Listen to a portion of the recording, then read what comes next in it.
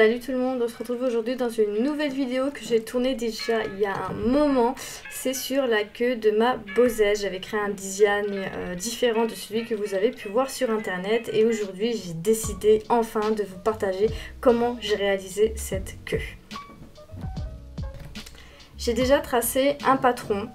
Donc un peu en forme triangulaire, ronde un petit peu quand même, que j'ai découpé en deux avec une partie en dessous et une partie au-dessus pour ma queue, en sachant que il y a deux couleurs différentes, le dessus étant un peu jaune beige et le dessous blanc.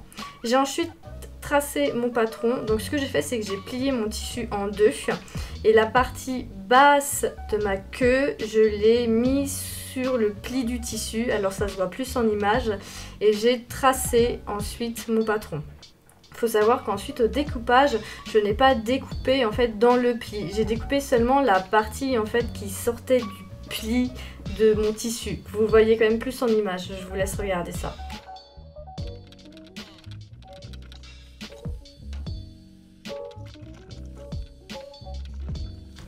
J'ai fait la même chose avec le dessus de la queue, donc là en fait je l'ai mis à l'envers, donc le dessus de ma queue c'est la partie qui est dans le pli du tissu.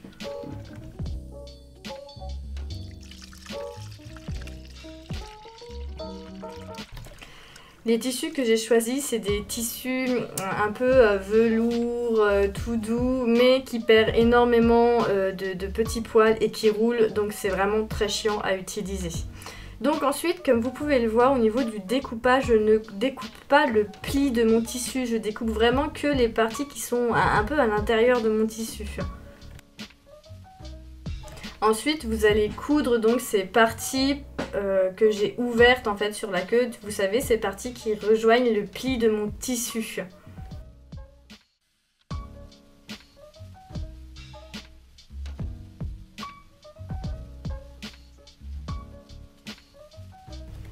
C'est une partie qui peut paraître vraiment très délicate, je vous conseille de faire peut-être des tests avant ou vraiment de bien regarder cette vidéo jusqu'au bout avant peut-être de la regarder encore une fois.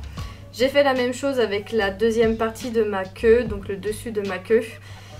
Cette méthode en fait me permet d'éviter d'avoir une couture en fait sur le centre de ma queue, sur le dessus de ma queue. J'avais vraiment pas envie d'avoir cet effet un peu de mal fait, où j'ai vraiment pas envie qu'on voie mes coutures sur ce que je fais, c'est un peu bizarre. Ensuite, vous allez donc assembler les deux parties, donc vous collez endroit contre endroit et vous allez coudre la partie jaune beige avec la partie blanche. Donc si les deux parties sont pas à la même taille, c'est totalement normal étant donné que c'est une queue qui va être vraiment rembourrée, c'est pas grave, mais il faut juste que les deux côtés soient vraiment bien positionnés.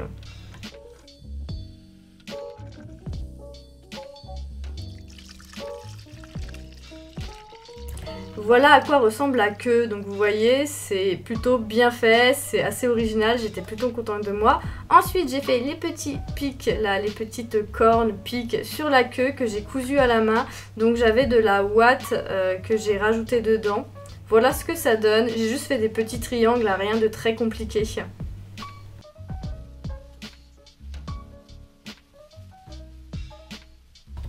Ensuite, j'avais quand même envie de faire une sorte d'armature, j'avais envie de pouvoir bouger la queue, j'avais pas envie qu'elle tombe trop non plus, j'avais envie qu'elle soit un peu courbée. Donc j'ai simplement pris des cintres que j'ai travaillés afin de pouvoir tordre ma queue comme je veux.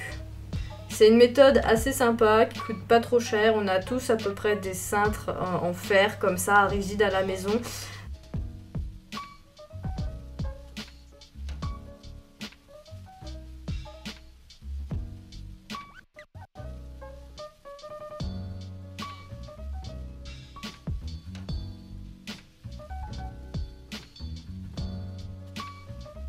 J'ai ensuite rembourré ma queue avec du reste de ouate que j'avais, donc ça c'est de la ouate que vous mettez généralement dans les manteaux pour faire du matelassé, des choses comme ça. J'avais pas envie d'en racheter, c'est au moment où j'ai commencé à faire vraiment beaucoup de recyclage sur ce que je possédais déjà, sur des tissus que j'avais déjà, donc pour ça que j'ai cette ouate là. Après si vous pouvez prendre une ouate pour les coussins et tout, faites-le.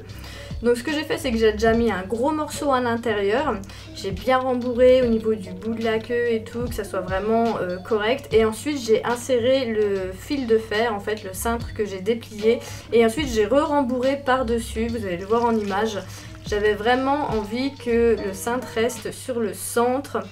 Mais au fil du temps, le fait que la ouate c'était pas une ouate de coussin, le fil de fer a un peu bougé. Donc je vous conseillerais vraiment de prendre de la ouate vraiment spéciale pour les coussins. Je pense que ça bougera beaucoup moins.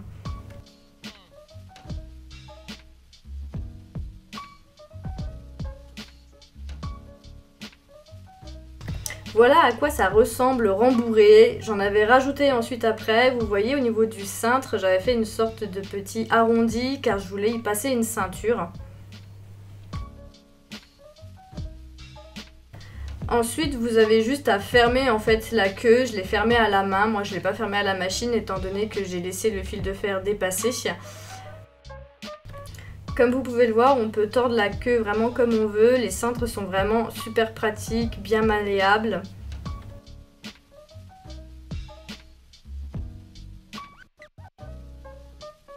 J'ai ensuite décidé de poser la queue sur un élastique par rapport à mon cosplay, ça se voyait pas du tout, on avait vraiment l'impression que j'avais une queue.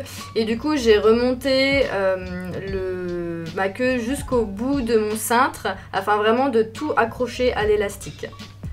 Voilà donc à quoi ressemble ma queue vue de l'arrière, du dessous en fait de la queue. Donc voici les fameuses pinces, vous voyez qu'on a fait tout à l'heure.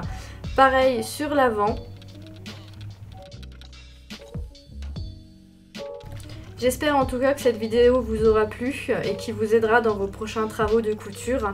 Moi ça m'a fait plaisir de vous partager ça, même si ça fait un moment que je l'avais réalisé et que je ne vous l'avais pas encore partagé.